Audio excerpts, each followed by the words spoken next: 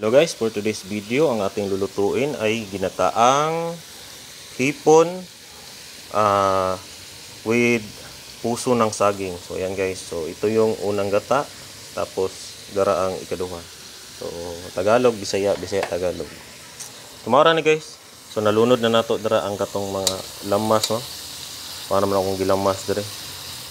Lemon, tapos aho, sibuyas. Pwede na natin magluy kaya wala man tayo kuan laing pang kuan dere. Tungod sa ramay naa mga ya tangad sa kinalasan. So giluto na nato na daan guys, no. Pag mo-action na siya gluto, gisa ra nato na siya kadali. Hindi pa na to i-overcook.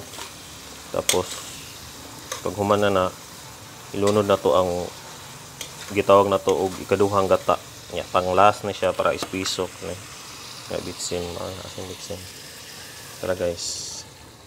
Nga na siya. Tapos nag-asin na ito guys. Ang asin man na. Okay.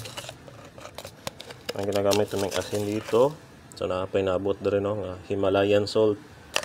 Himala. Pink salt.